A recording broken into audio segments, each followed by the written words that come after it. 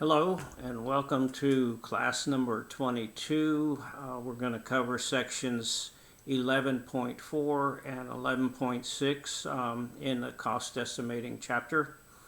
You should read pages 338 to 345, and this video along with these lecture notes will be posted, and you're responsible for all the lecture notes. So we'll start here with section 11.4, which is cost estimating relationships, cost capacity equation. So this is one of the ways we use cost estimating relationships, and that is we know the cost for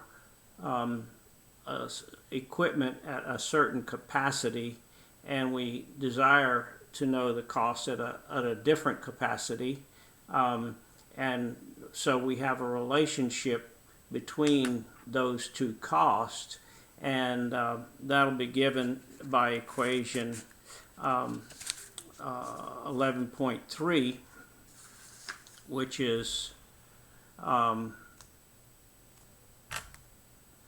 that the cost at capacity 2 equals the known cost at capacity 1 times Q2, that's the quantity or the capacity at that you're trying to estimate the cost at capacity 2 divided by the capacity 1 or quantity 1, all raised to some x factor in the exponent.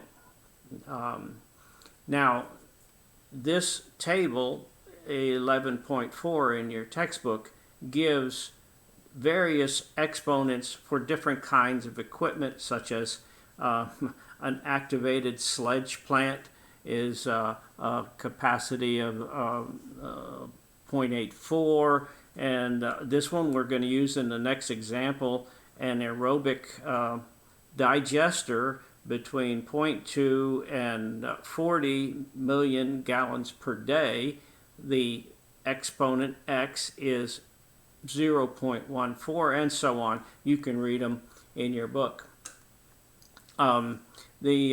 So this is the equation 11.3 that we use to, when we know the cost at one capacity, we want the cost at another capacity, and we know what kind of equipment. For example, there's a compressor. The capacity or the x factor in the exponent there is 0.32. So we're going to use that equation then and solve a simple example.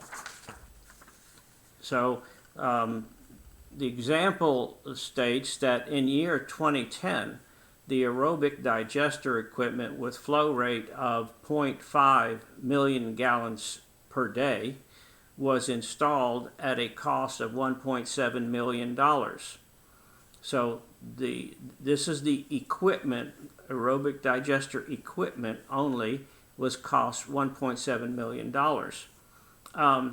Estimate the cost for a 2.0 million gallons per day without and with adjustment for time. So first of all, we'll do it without, and then we'll do we'll make the adjustment for time as well. Now, we learned how to adjust for time in the last section. That was, we had one index divided by another index. So we're not going to adjust for time first. This is without a time adjustment.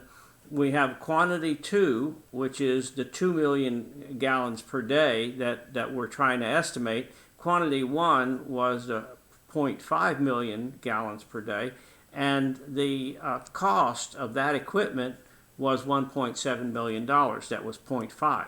And we want to know what is the cost for a 2 million gallons per day aerobic digester.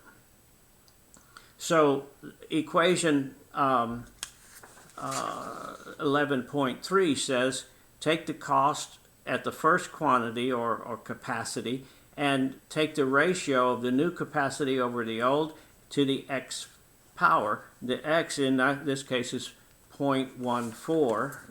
And so we do that, $1.7 million times 2.0 divided by 0.5. This is, the new one is a 2 million gallon per day, and the one that we know the cost for was a 0.5 million gallons per day, and the exponent is 0.14. When we do that calculation, we get that this much bigger capacity is only $2.06 million compared to $1.7 million for the 0.5 million gallons per day.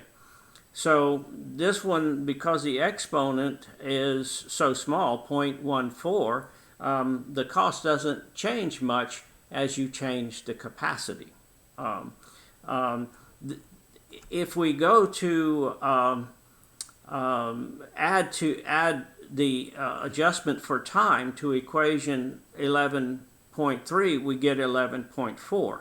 And this says that the cost at capacity 2 equals the cost at capacity 1 times the Q2, which is the capacity for cost at 2, divided by Q1 to the exponent, divided by the ratios of the cost indexes.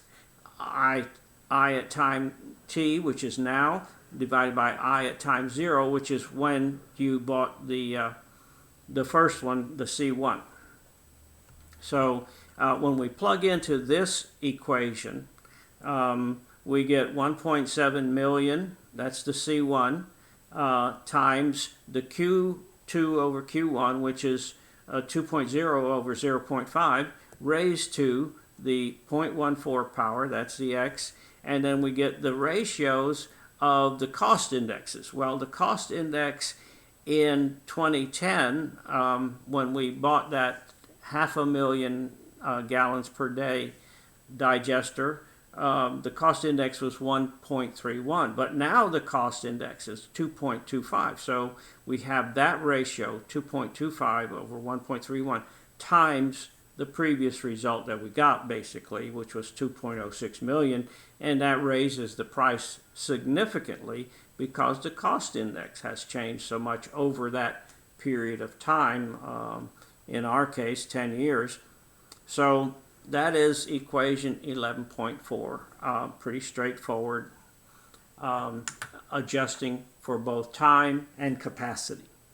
The next section, section 5, deals with the factor method of cost estimating relationships.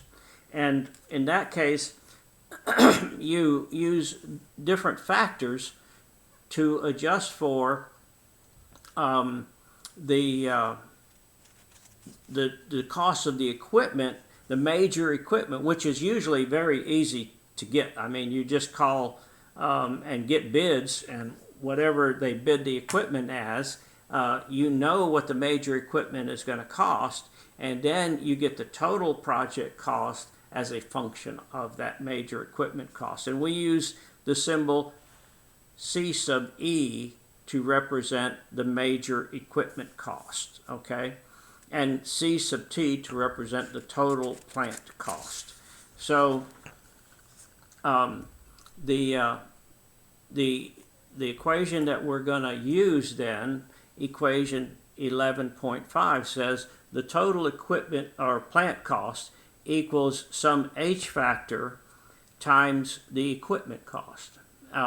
This H factor is there's a number of them given in your textbook, and that would be given to you on an exam or something, or you can calculate it using equation 11.6 if you know the factors for various components.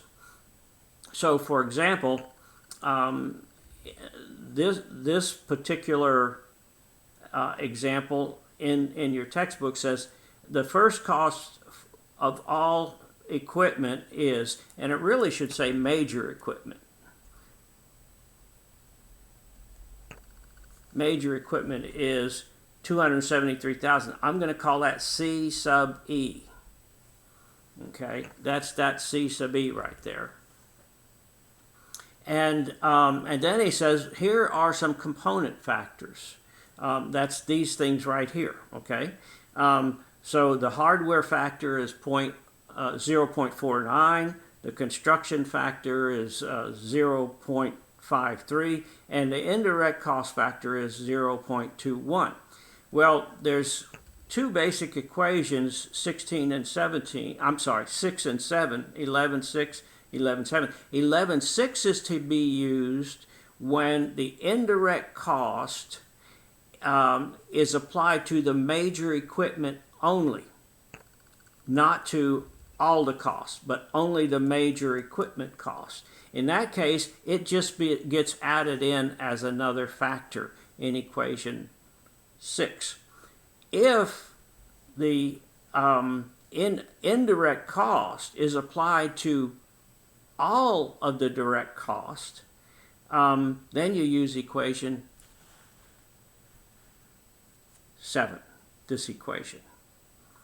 Okay, so it's different if you're applying indirect costs only to major equipment, if you apply indirect costs to all direct costs. So in the first example, we're applying it only to indirect costs applied to major equipment only, okay? So here we just fold that indirect cost factor in with the other factors. So we just add these three up and we get 1.23, and then we add 1 to that and we get our H factor is 2.23, and we then use equation 5 to get our total cost for this plant, $608,970. Sorry. Now, if you apply the indirect cost to all the other costs, all the costs, that means you apply it to this hardware and this construction as well. If that's the case, then you use equation 11.7, in which case you pull that 0.21 right there out, and it comes out over here, and this is just these two factors plus 1, of course. And so we're going to apply that and see what happens to our total cost. So if we apply the indirect cost to all direct costs, then the total cost will be $273,000. Let me bring that equation back up here.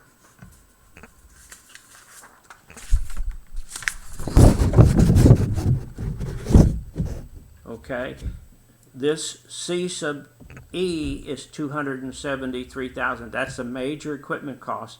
And then we have in parentheses 1 plus, this was this cost factor here, 0.49, and then we also add the 0.53, but we don't add the indirect cost. That comes out here. So we close the parentheses and the bracket, and then we add the 0.21 to 1. You get 1.21, and then we do the calculations, and of course that adds quite a bit to the total estimated cost, and that is goes from $608,790 to $667,287. So that's how these two equations work, and so it depends on whether the indirect cost is applied to only the major equipment or if it's applied to all the direct cost. So the last section that we're going to cover in this lecture is cost estimating relationships, And I know this is a smaller type than what we normally use, but this will be posted so you can read it online. But basically, learning curves, also called manufacturing improvement functions, they're one form of cost estimating relationships, and they're predominantly used in low volume production industries. It wouldn't be where you're making ballpoint pens or something. These are, they make hundreds of thousands of them. Aircraft industry would be considered probably the most common use of them. Making airplanes is fairly low volume production. And what this theory goes is that each time you double the production number, you improve the processes. That includes everything, basically the design, the tooling, and so on, such that you decrease the number of hours required, labor hours, or you decrease the total cost. And the equations are similar for hours or for cost. It's actually the same equation. So I'll let you read all of the things that go into the improvement rate. For example, a 20% improvement rate, I do want to make some statement about that. A 20% improvement rate means that the production quantity, when the production quality is doubled, the total direct labor hours will be only 80% of the original. So there's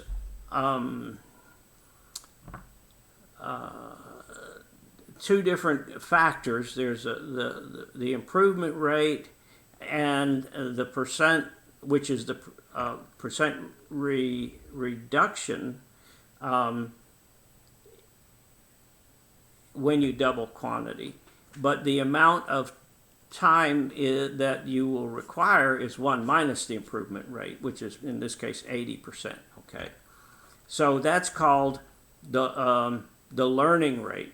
The 80% is called the learning rate. Okay, so equation 11.8 then says the cost in time or money to produce the nth unit is the cost to produce the first unit times n to the s power, where s is the log of the learning rate. In this case, with a 20% improvement, the learning rate would be 80% divided by log of 2. And if you plug, if you take the log of both sides of equation 8, you get equation 10, which says the log of t sub n equals the log of t1, that plus s times the log of n. So if you look at this equation, think of log of t1 as y equals, think of this as a constant, a, because you know what t1 is. You can get log of t1. Think of that as a plus b, which is s, times x, which is the log of n. So in this case, on log paper, this is actually a linear function, and s is the slope of that function. So bottom line here is that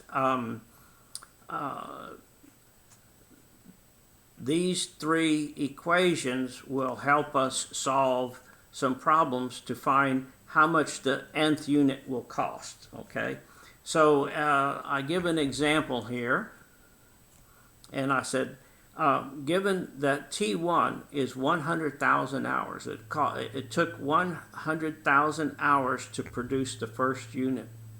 And the improvement rate is 20%, so that means that the learning rate is 1 minus 20% is 80%. find the number of hours required to produce the 8th unit. So T sub 8. So we go back to this equation, and we have T sub 8 equals T1 times N, which is 8, to the S power. Well, so we have 100,000 times 8 to the S power. Well, what is S? S is the log of 0.8, 1 minus the improvement, right, divided by the log of 2. Log of 0.8 divided by log of 2 is equal to minus 0.3219. So I put that in the exponent and calculate this, and I get 51,203 hours. So that is my estimate then of the number of hours it'll require to produce the 8th unit. Okay. Now, if C, little c, is the cost per labor hour, then of course we can get the cost of the 8th unit. C sub n, or cost of the nth unit, is cost to produce the nth unit. And T sub n is the number of labor hours required to produce unit number n. Equation 11 then will give us the cost to produce the nth unit. So equation 11 basically just says C sub n equals C times T sub n. You know, almost that's like a unit method equation, okay? So for another example, if the average cost per unit of labor, C, lowercase c, is $20 an hour, then what is the cost to produce unit number 8?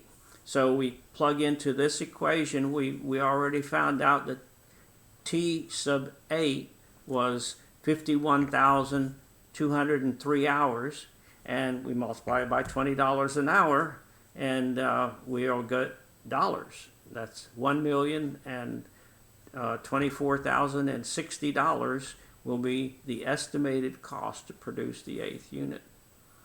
To get the cumulative total, we simply have to add the cost. Now later I'll give you an approximation formula, which is this red area. This red area of these notes is material that's not in the book. So you'll have to read it especially carefully, and I'll go over most of it in this discussion here. So let's go with another example, which still involves T1 is 100,000 labor hours, and the improvement rate is 20%. So the learning rate is 80%. And the question is then, what is the total number of hours and the total cost to produce the first 5 units, units 1, 2, 3, 4, and 5. Assume the cost per labor is still $20. So here we get the number of hours for the first unit is 100,000. The second unit, remember, when it doubles, it decreases by 20%, or it's 80% of the previous number. So this is going to be 80,000. So that's the second unit. By the way, the 4th unit's going to be 80% of that, which is 64,000. The 3rd unit is going to be T1 times 3 to the S power. Remember, S was the log of 0.8 divided by the log of 2, which was given as minus 0.3219. So that's your exponent here. And you plug into that equation, and you get, for the 3rd unit, 70,213 hours. For the 5th unit, you get 59,566. You add all those 3 up, the total number of labor hours is 373,779 hours. You simply multiply that times the $20 per hour. That's what That's what this equation is doing, equation 1112, and you get 7,475,000. So the question asks both for the number of hours and the cost, and so the answer for the number of hours is 373,779. For the cost, it's 20 times that. The hours will cancel, dollars per hour and hours cancel, and we just get dollars, $7,475,580. Now, this would be very cumbersome to do by hand if I asked you for, say, the cost of the first 100 units. So what the section that I have in red that's not in the book is approximation formulas. There are formulas that we can use to approximate the total cost of n units, or the total number of hours of n units. And the equations, I designated those as LC1 for learning curve 1 and learning curve 2 equation. Those two equations are what we're going to use. So the basic equation, we go back to equation 12, for the total cost for n units, C sub n, is C times T1 plus T2 on up to T sub n. This is the number of hours, and this is the cost per hour. If n is large, a lot of effort is required to get this. Of course, unless you set up an Excel spreadsheet, which certainly you can do.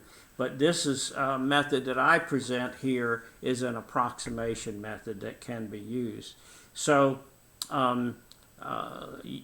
so I'm basically saying that's a lot of work.